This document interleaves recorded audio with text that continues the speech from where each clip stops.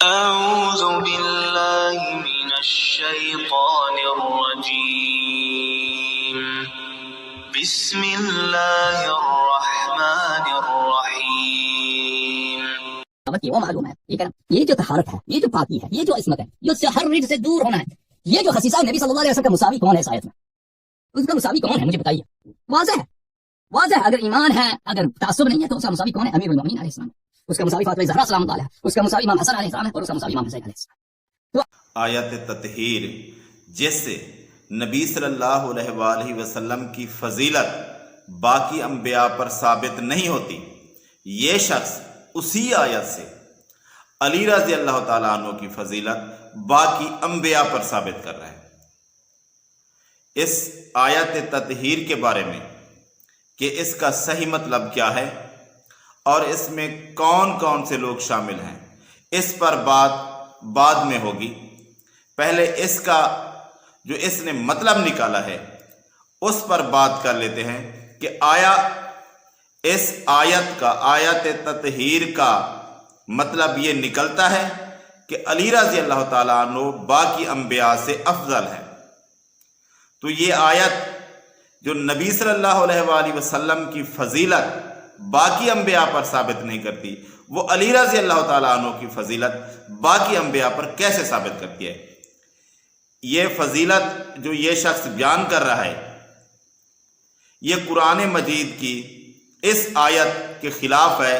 سورہ نساء آیت نمبر 69 اللہ تبارک و تعالیٰ فرماتا ہے وَمَن يُطِعِ اللَّهَ وَرَسُولَهُ فَأُولَٰئِكَ مَعَ الَّذِينَ أَنْعَمَ اللَّهُ عَلَيْهِم مِّنَ النَّبِيِّينَ وَالصِّدِّيقِينَ وَالشُّهَدَاءِ وَالصَّالِحِينَ وَحَسُنَ أُولَٰئِكَ رَفِيقًا۔ اللہ تبارک و تعالیٰ فرماتا ہے کہ جو شخص اطاعت کرے اللہ کی، اللہ کے رسول کی، تو وہ ہوگا کن لوگوں کے ساتھ جن پر اللہ تبارک و تعالیٰ نے اپنا انعام نازل کیا ہے۔ کون لوگ ہیں وہ نبی ہیں، وہ صدیق ہیں، وہ شہید ہیں، وہ نیک لوگ ہیں۔ اور اللہ تبارک و تعالیٰ فرماتا ہے یہ کتنا اچھا ساتھ ہے۔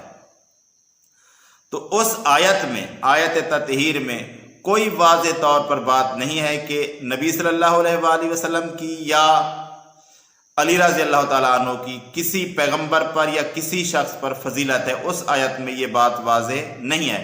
لیکن اس آیت میں سورہ نساء آیت نمبر 69 میں اللہ تبارک و تعالیٰ نے ایک ترتیب بیان کی ہے۔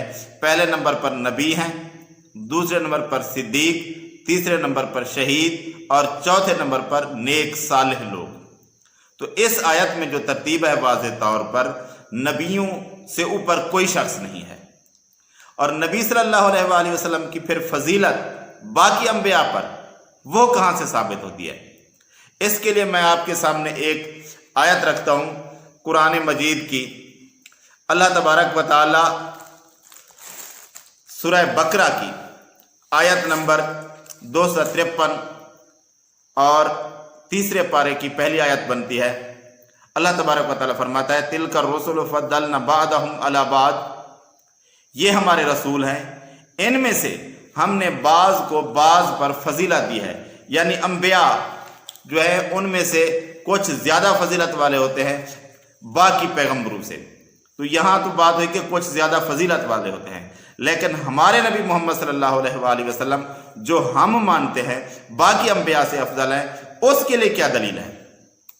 اس کے لیے اللہ تبارک و تعالی قرآن مجید کی سورہ بنی اسرائیل میں فرماتا ہے، جو کہ سورہ بنی اسرائیل کی آیت نمبر 79 ہے، اس میں اللہ تبارک و تعالی یہ بات فرماتا ہے کہ وَمِنَ اللَّيْلِ فَتَهَجَّدْ بِهِ نَافِلَةً لَكَ عَسَىٰ أَن يَبْعَثَكَ رَبُّكَ مَقَامًا مَحْمُودًا۔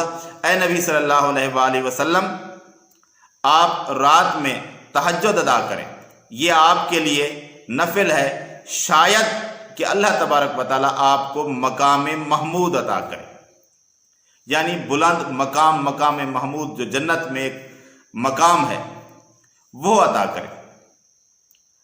اور اس آیت کے ساتھ حدیث شفاعت، صحیح مسلم میں حدیث شفاعت موجود ہے اور باقی کتابوں میں بھی ہے، لیکن جو میں حوالہ دے رہا ہوں وہ صحیح مسلم کا ہے۔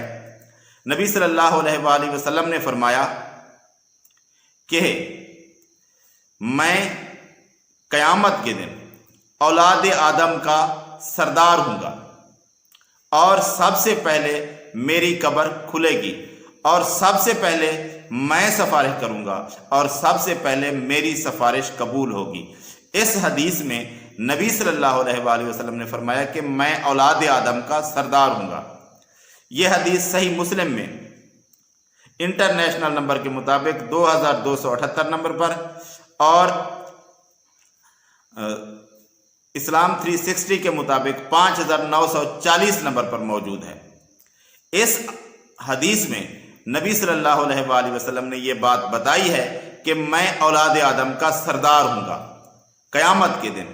جب قیامت کے دن سرداری واضح ہو جائے گی تو اس سے مراد یہ ہے کہ نبی صلی اللہ علیہ وآلہ وسلم ساری انسانیت سے افضل ہیں، کیونکہ ادھر تو سارے لوگ موجود ایک وقت میں نہیں ہیں، پہلے جو انبیاء گزر گئے ہیں وہ ابھی موجود نہیں ہیں۔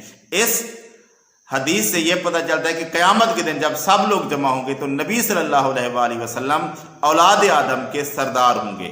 اس صحیح مسلم کی حدیث سے بھی پتہ چلتا ہے، اور جو معراج والی حدیث ہے وہ کافی تعداد میں، اس میں بھی یہی ہے کہ نبی صلی اللہ علیہ وآلہ وسلم نے سب انبیاء کی امامت کرائی۔